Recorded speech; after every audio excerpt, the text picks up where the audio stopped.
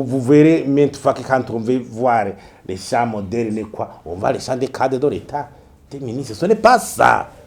Les cadres de l'État, les ministres sont au service d'abord de l'État pour permettre aux particuliers à la base d'augmenter leur production. Il faut multiplier le nombre de producteurs professionnels. C'est là le résultat. Sinon, on sait que c'est au cadre de certaines facilités. Donc, d'autres n'ont pas, même au niveau de la concurrence. Il faut des producteurs privés, une bonne gestion des terres domaniales.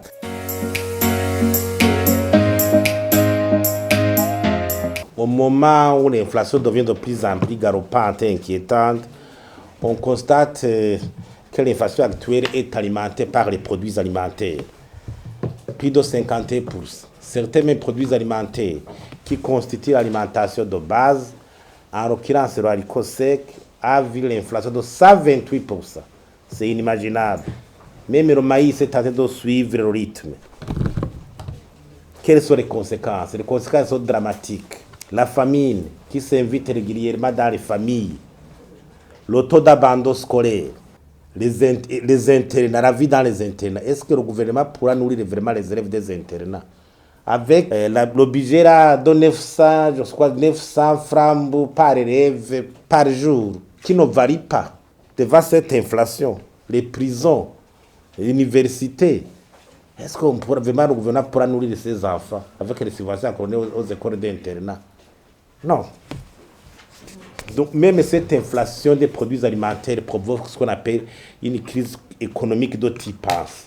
Les économistes l'expliquent.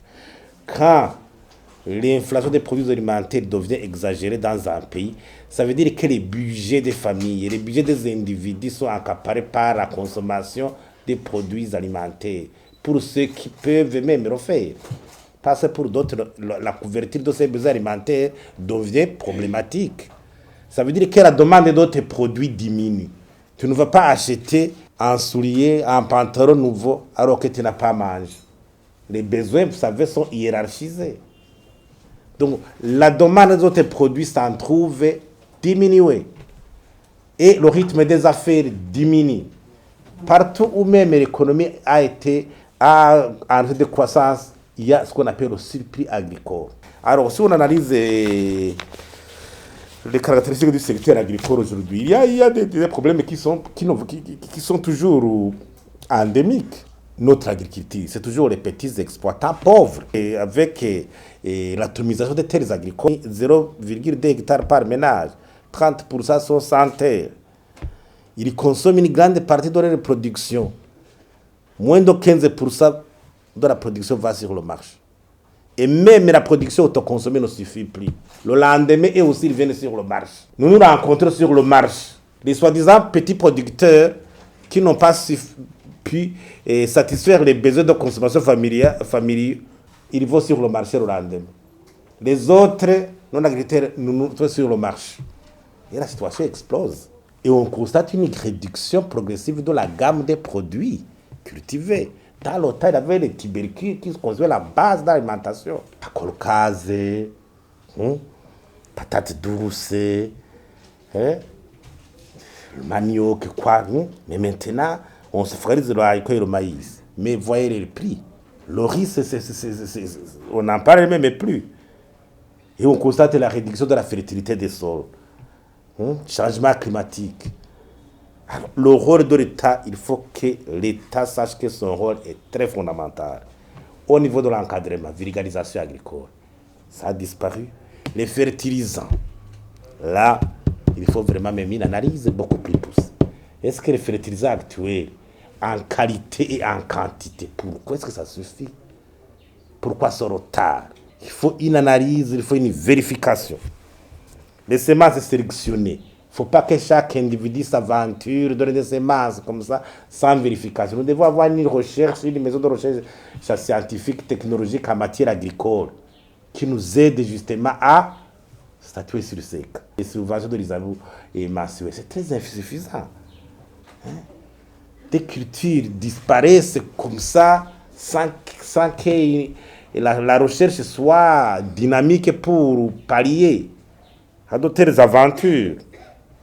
L'accaparement des terres par les hauts cadres, quoi, à l'intérieur du pays, suite à une mauvaise gestion des terres domaniales, pour les disponibiliser aux agriculteurs professionnels. Exemple, où vous verrez maintes fois que quand on veut voir les champs modernes, quoi, on voit les champs des cadres de l'État, des ministres. Ce n'est pas ça. Les cadres de l'État, les ministres sont au service d'abord de l'État pour permettre aux particuliers à la base d'augmenter leur production. Il faut multiplier le nombre de producteurs professionnels. C'est là le résultat. Sinon, on sait que c'est au cadre de certaines facilités. Donc, d'autres n'ont pas, même au niveau de la concurrence. Il faut des producteurs privés, une bonne gestion des terres domaniales. Les statistiques agricoles, un pays qui ne produit pas de statistiques agricoles régulièrement, le ministère du Commerce, il faut savoir la quantité produite, quantité en consommation, les besoins en consommation. Si on doit anticiper l'importation, et favoriser, détaxer les importations des produits agricoles ou alimentaires. Il faut toujours aux aguets. Il faut que l'offre alimentaire soit toujours disponible. Mais meilleur en Europe. Ce n'est pas dit que tous ces produits alimentaires en Europe sont cultivés en Europe. Mais à l'aide de l'alimentation européenne, ils sont garnis de produits agricoles. Même les meilleurs fruits. Le gouvernement doit s'arranger pour que l'offre alimentaire soit toujours disponible. En dehors de ça, la situation devient toujours le budget. On voit un budget là, oui. On a dit que le budget agricole a augmenté. Si on analyse, la grande partie a été aux subventions de l'engrais. Mais le résultat est comment? Il faut vérifier pourquoi on augmente, mais le résultat reste médiocre. 61 milliards. Le budget de 61 milliards accordé aux subventions de l'engrais. Il faut s'appesantir sur ce circuit d'engrais, de distribution d'engrais dans notre pays. Il y a 87 milliards au ministère de l'Intérieur et du Développement communautaire, soi-disant alloués à l'appui au projet de coopératives ruraux, aux coopératives rurales. Quel est le résultat?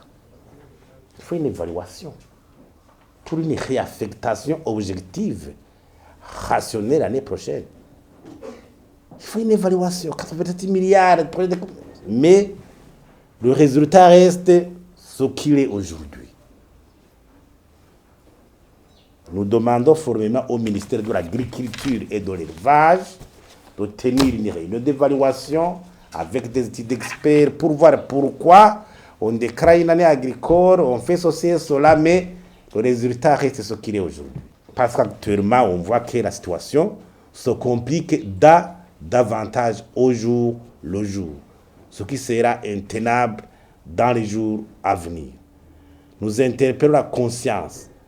Les autorités doivent faire l'introspection, chacune dans son secteur, pour prendre des solutions claires. Ils doivent oser. La politique de l'Autriche doit être abandonnée pour attaquer le taureau par les cornes. Je vous remercie.